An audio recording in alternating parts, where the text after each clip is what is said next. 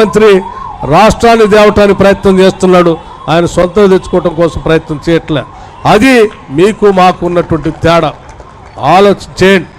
ఈరోజు హైదరాబాద్ నగరంలో మీరు ఆక్రమించినటువంటి చెరువుల్ని, కుంటల్ని, భూముల్ని అన్నిటిని కూడా తొలగించి హైదరాబాద్ నగరానికి ఒక అద్భుతమైనటువంటి నగరాన్ని అందించాలనేటువంటి ఆలోచనతో హైడ్రాని పెట్టి ఆక్రమించిన చెరువులన్నింటినీ తొలగించిన నగర ప్రజలకి కానుకగా ఇవ్వబోతా ఉన్నారు. ఇదంతా ఈ రాష్ట్ర ముఖ్యమంత్రి, ఈ కాంగ్రెస్ ప్రభుత్వం, ఇందిరమ్మ రాజ్యం ఆలోచన చేసేటువంటి విధానం.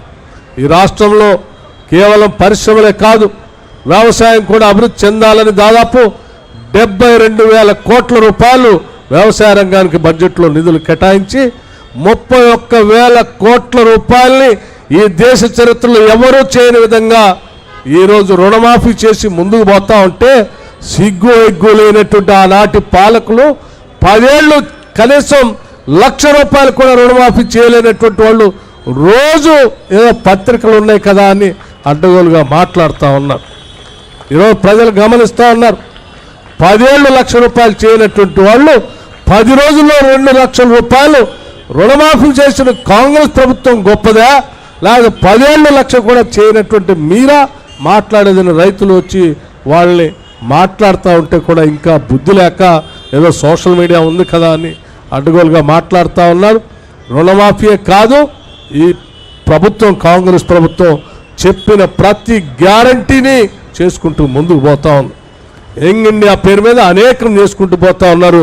వాటికి సంబంధించినటువంటి సమగ్రమైనటువంటి ప్రణాళికని రాష్ట్ర ముఖ్యమంత్రి గారు ఈ రాష్ట్రానికి, దేశానికి కూడా వివరిస్తారు. అద్భుతంగా ప్రణాళికలు తయారు చేస్తూ ఉన్నారు.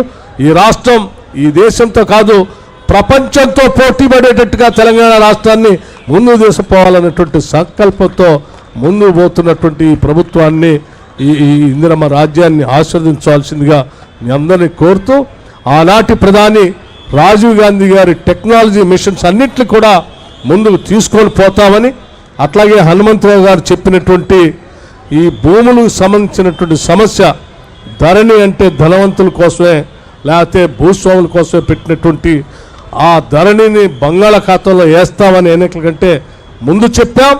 దానికి కట్టుబడి ఈరోజు ధరణికి సంబంధించిన చర్చని శాసనసభలో పెట్టాం.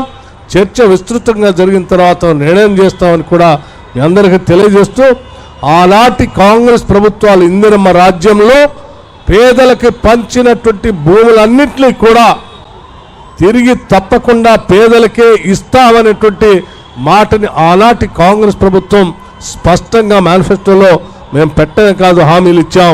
వాటన్నిటిని కూడా అనేక జిల్లాల్లో ఆనాడు ప్రభుత్వాలు పంచిన భూములన్నింటినీ కూడా తిరిగి వాళ్ళకి ఇస్తామని కూడా చాలా స్పష్టంగా మీ అందరికీ చెప్తూ, హనుమంతరావు గారికి కూడా మాటిస్తూ సెలవు తీసుకుంటున్నాను. జై హింద్, జై కాంగ్రెస్. మిత్రులారా, ఒకటి నేను మర్చిపోయినా, ఎందుకంటే ముఖ్యమంత్రి గారు విదేశాలలో పోయి వచ్చిన